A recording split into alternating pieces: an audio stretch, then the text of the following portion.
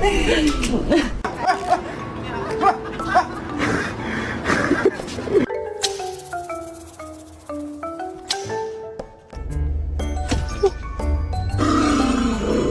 your tongue off my door.